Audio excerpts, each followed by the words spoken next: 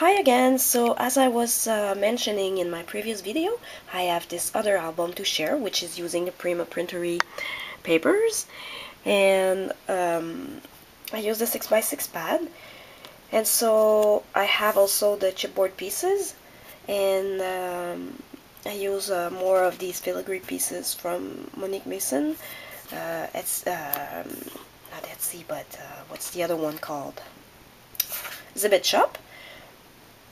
And as you see here, there's a little bird, and this is the backing of one of the chip birdies that came with the chip pieces. And so I used the backing, and I stamped on it with a little swirly stamp, and I kind of colored it using my Lindy's, so it's shimmery, and it really looks like the real bird, which I'm going to show you in some time. So this one is also held shut with magnets, but since I don't have the delicate die cut like on the other one, I didn't put like a pull to open it, so it's just easy to grab it and open it like so. So this is fabulous trim. I think it's from Lavish Laces on Etsy, and it's a heart-shaped trim with the thing on the bottom. Well, I think you will see it better here. Yeah. Well, whatever. So on the inside flap here, I put this gorgeous paper, which I love. It's probably one of my favorites from the stack. And this one I love as well. So I put some white trim here and more filigree pieces, which I wrapped around, so they are showing on the side here, which is kind of a journaling spot.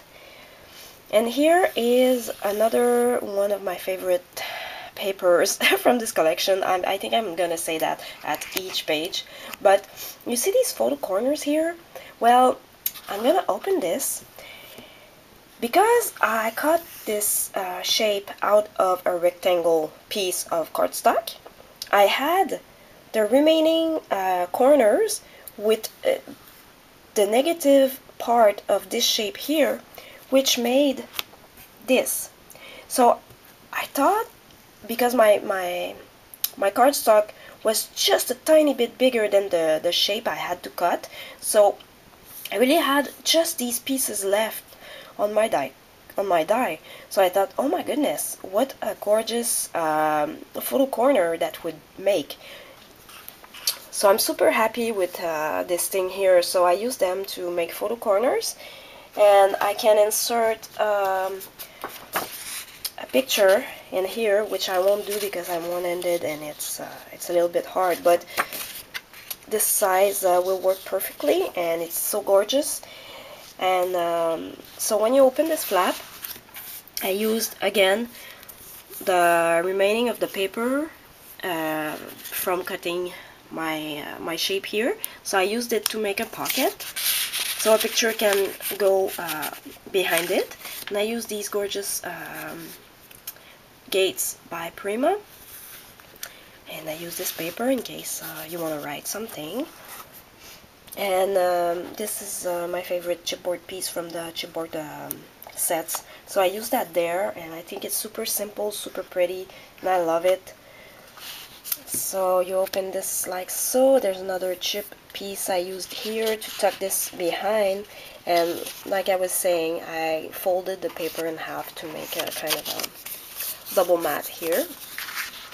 So it just tucks, you just have to lift this a little bit, and it tucks here, and there's journaling spots behind. So there's a flap here, and on the other side I use more of the corners, which those ones are glued down. It's just for decoration. And more of these corners here, those work for a picture. And here there's another of the photo mats that I folded in half to cut it, so it makes a little booklet to put pictures here and there and write here. And so I used this filigree to kind of hold it shut. And here I left this plain for a picture. I didn't want to do anything to it because I don't know, I thought it was super pretty, and I like doing that. Not all of the pages are, you know, organized and planned, so it leaves space for the pretty papers. And this one I made a pocket, and this is what I was talking about, this bird, which I stamped and colored. Looks a lot like this one actually. I had a stamp that looks like this, so it's pretty cool. And so here I made a pocket and more of these photo mats, and I used a punch here to punch the edge, and so I have these photo mats to put in there. And on this one I put another filigree piece. And on the bottom here I used another one of these frames. I'm crazy about these. So I used the crackle paint in the picket fence color, and then I used my shimmer from Lindy's Stem Gang, and on top of it I used different colors of ink to age it and to match all of the colors inside this paper collection. And this is a flower that I dyed. It was white, and I dyed it with some distress ink, you know, with I put on my mat and I put some water, and then I used it to paint my flower because I needed a black flower that was not too big, and the only one I had was this one, but it was white. So all my black flowers are too big, so I had to find a way to have a black flower. So I did that and cut this filigree piece in half, which I used as kind of leaves here.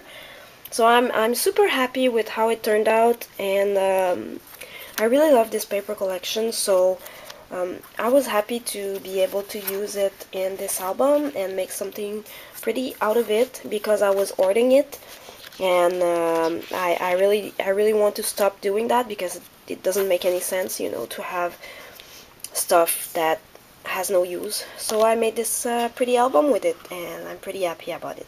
So thank you for watching.